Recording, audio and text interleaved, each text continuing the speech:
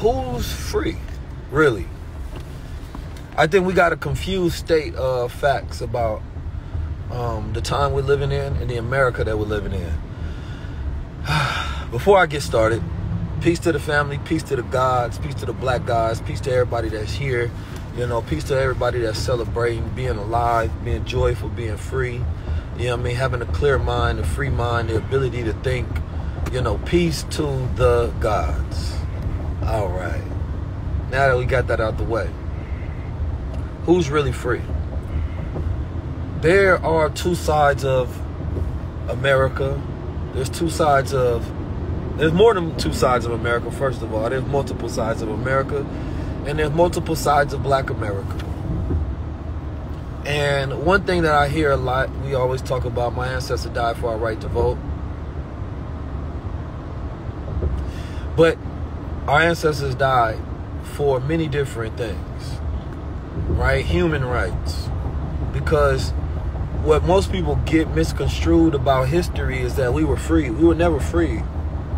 Not by another man, because another man doesn't have the power to grant freedom. Only God does. So I don't give Abraham Lincoln any credit for freeing the enslaved gods that they had treated inhumanely. No. I give credit to those who were enslaved that fought, that had insurrections. I give slave to the colored units, right, that fought in the U.S. Army, right, to secure their freedom. That's who I give credit to.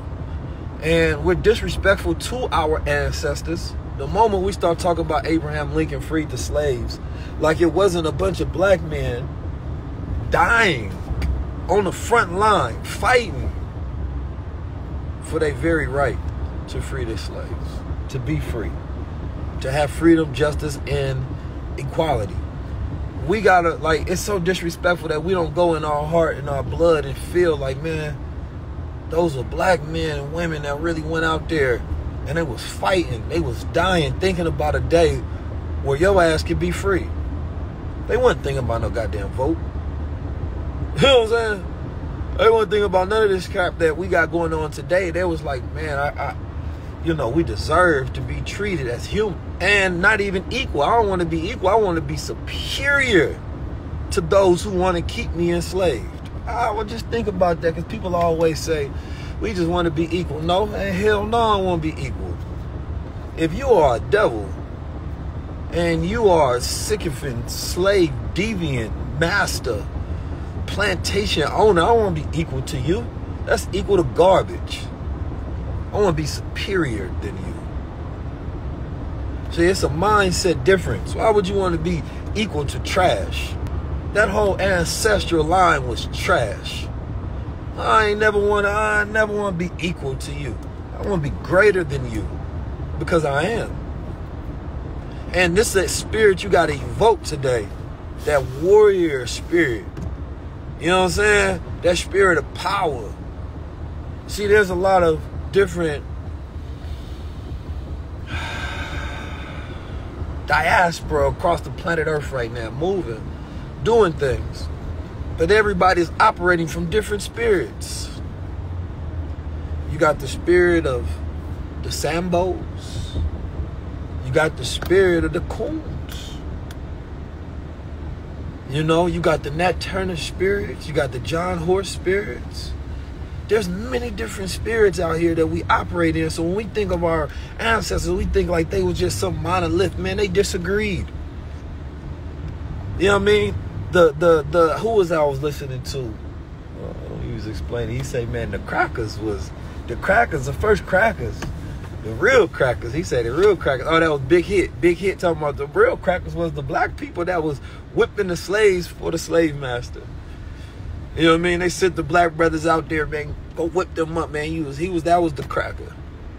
He was whipping them up so that they can have peace and harmony, right? And the slave master's plantation. He was supposed to keep balance. Man, they getting out of line. I'm going to give you the power and the liberty and the freedom to manage the rest of them. Go whip them up. Nah, Uncle Tom, don't ever disrespect Uncle Tom. I'ma make a shirt, you know what I'm saying, called "It's a Good Day to Be Uncle Tom," because Uncle Tom it's the Sambos that's bad, not the Uncle Toms. The Uncle Toms, you know what I mean, was the ones that were spooks. They would be taking the information and bringing it back to the other ones that was in the field. Don't disrespect Uncle Tom's legacy. See, it's a lot of different things we got to get right. There were soldiers that went with the general when they were telling some of the slaves or the enslaved that didn't know that they had freedom, right? And he went with 10,000 fearless, because the 10,000 soldiers had to go to maintain order and balance in those states. To be like, listen, man, yeah, we free. So what? They got guns. They holding them down. But we don't think about that. So when we think about Veterans Day, we think about Memorial Day, man, we memorializing the veterans that fought for us. And that means that you got to get to a point of gratefulness for the black men that fought and died in those wars. Those the ancestor spirit that I pulled from. It was 10,000 of them that went. That's when you think about Juneteenth. I want you to think about those 10,000 black soldiers that went. So when they told them that y'all free, they made sure that they freed them. They had to go with guns. They had to come with a military presence. It was a military operation. It wasn't no just, hey, y'all free, everybody go. Nah. Man, they went, and 10,000 of them went down there and was like, yeah, y'all free. And the masses like, we don't know about that. It's like, hey, you about to know about that, because we gonna shoot you in your head if you don't. It wasn't no just, oh, let's just eat barbecue. It was a military operation and presence that had to maintain that freedom. Because if there's no force behind it, then there's no power behind it. So y'all got to understand, and this is where we get it messed up today, because we be like, oh, we just need to change the law. Oh, we just need to vote. It's like, no, we need soldiers. You think that message would have mattered if a white man just rolled up and be like, hey, everybody, hey, y'all didn't get the message, y'all free? Man, no, he needed 10,000 soldiers to go with him. 10,000 fearless. So when we be talking about history, we don't talk about how we had soldiers that maintained it. We talk about Black Wall Street, but we don't talk about the brothers that was fighting, right? Because it started on the 19th. It was a day. It was another 19. You know what I'm saying? It was a 19-year-old that was being accused of messing with this white girl, and the black soldiers knew that the white dudes was going to murder him. So instead, they went and they had a clash and they fought, because they had their own police force. They had their own black brotherhood at the time. Is what they called them. We miss out. We talk about history and we miss out on all of the militant operation whatsoever. We give almost zero credit to black militant presence throughout history when we talk about liberty. Almost zero credit.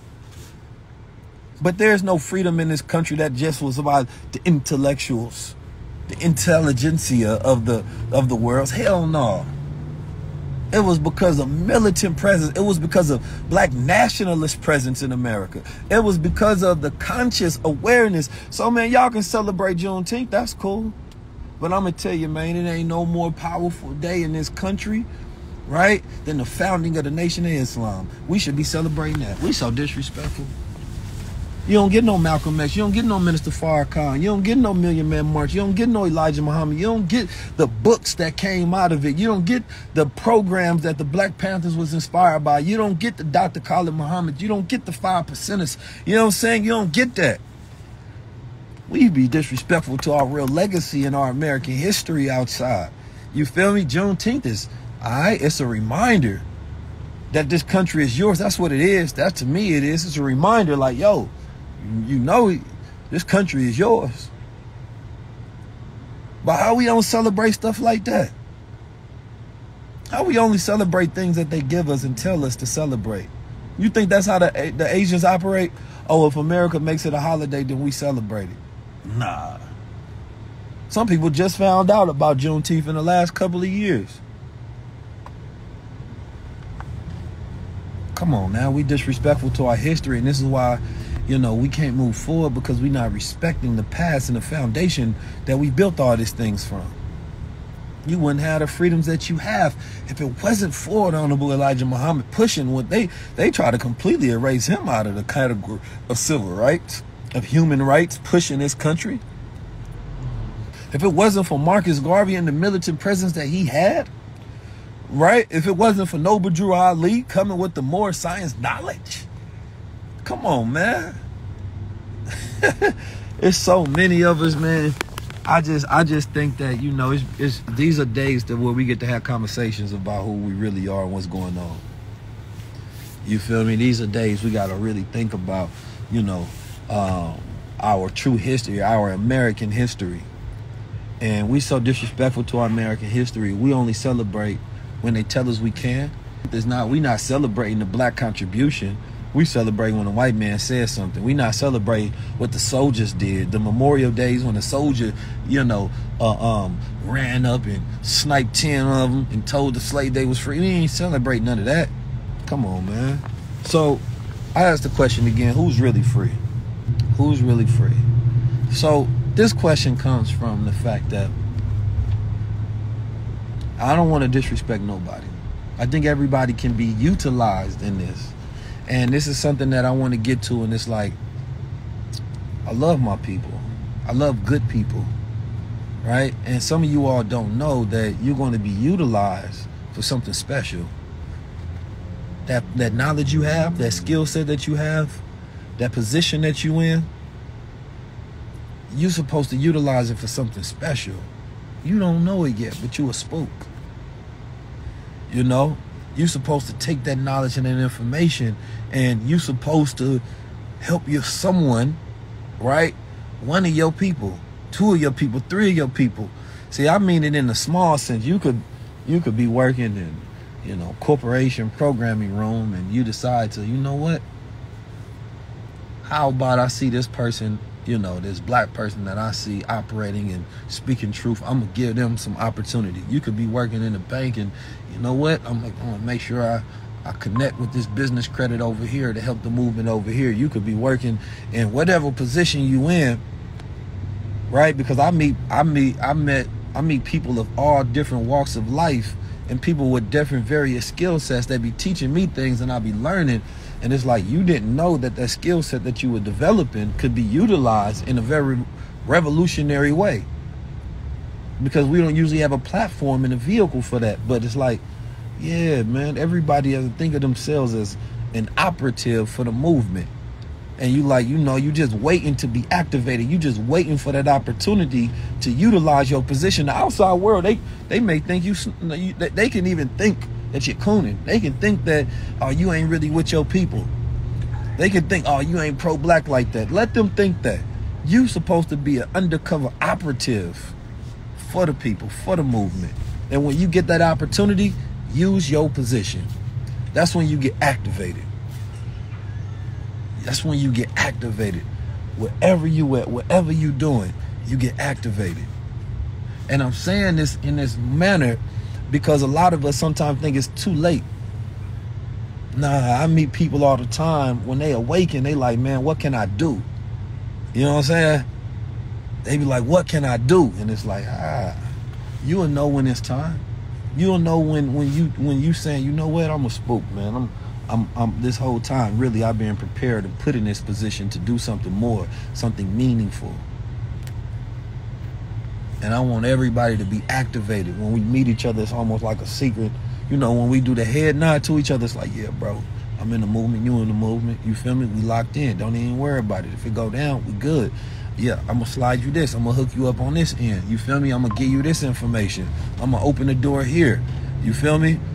Like, everybody doesn't have to be an outward, you know, radical.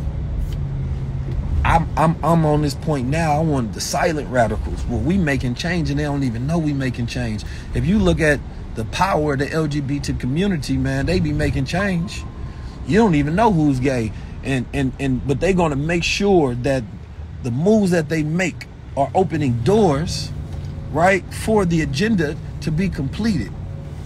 You don't even be knowing.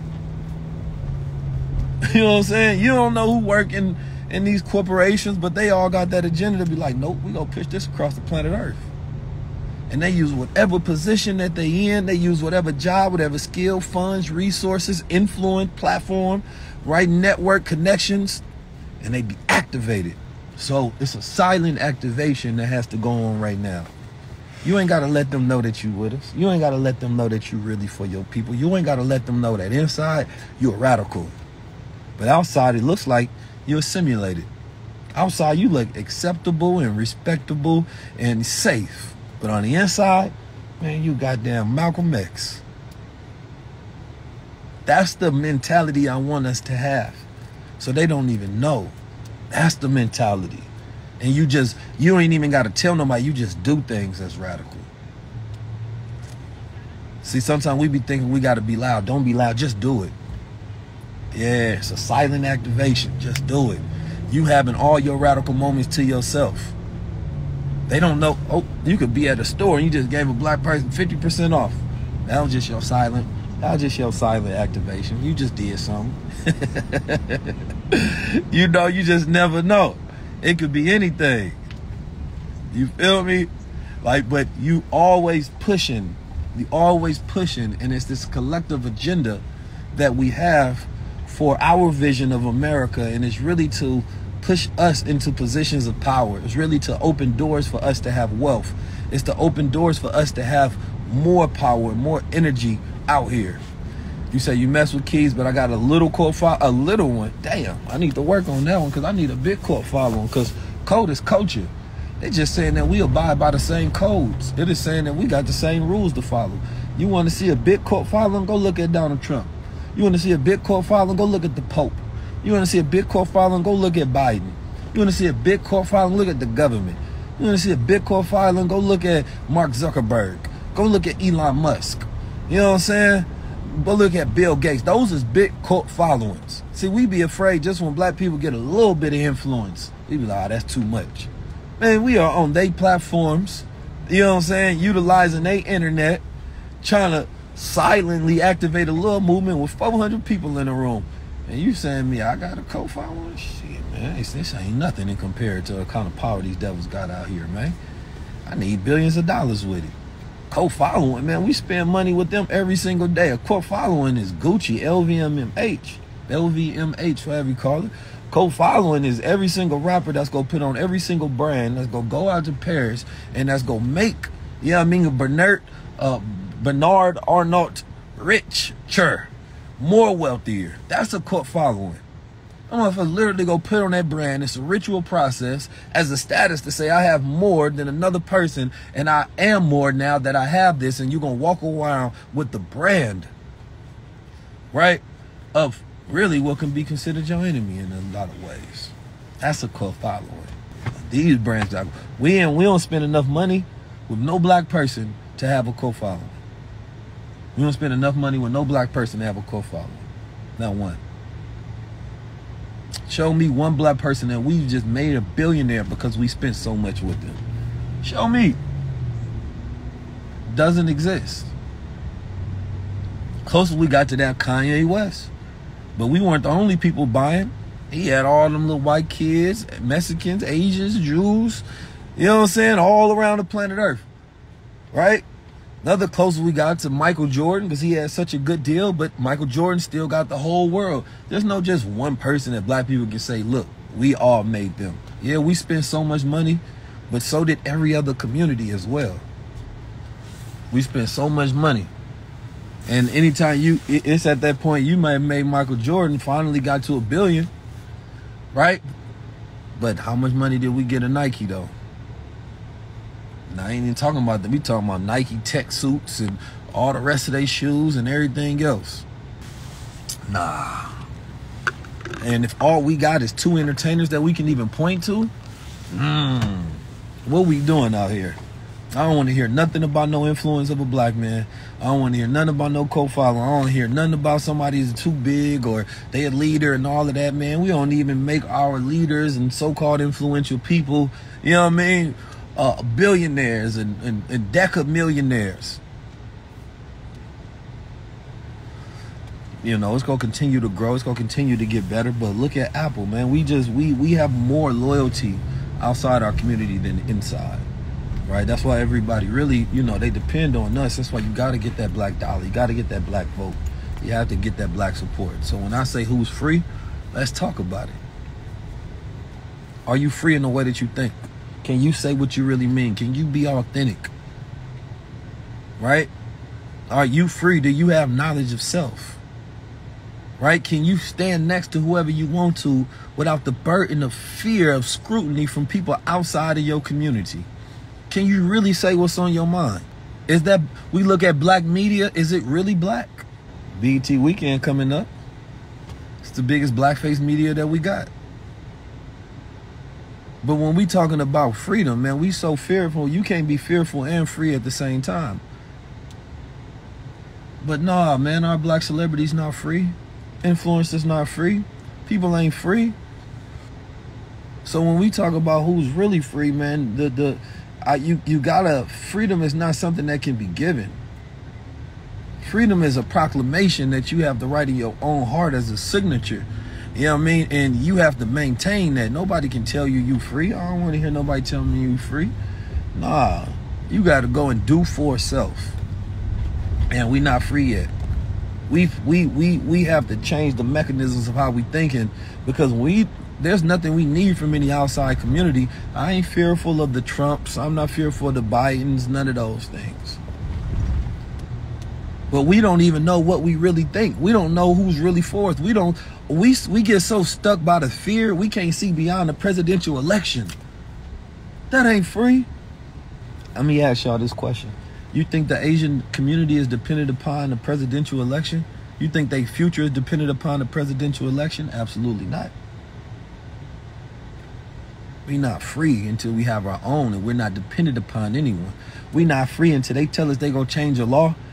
They can tell us they're going to revoke the Voting Act, and we tell them that's not happening 100%, because we will shut this country down.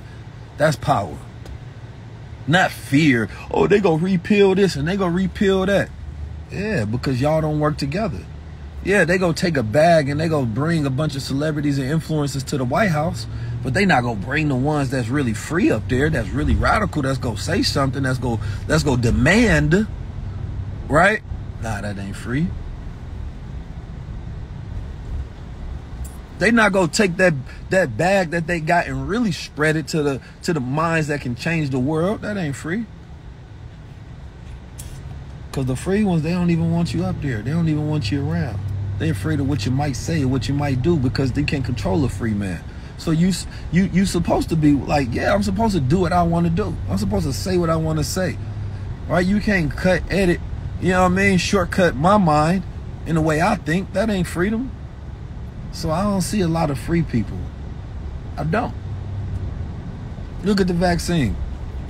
People was taking that. You weren't free. You was afraid. You know what I mean? They had us so fearful, so weak, had us in shambles. We can't even celebrate the Honorable Minister Louis Farrakhan out loud as a community. That ain't free.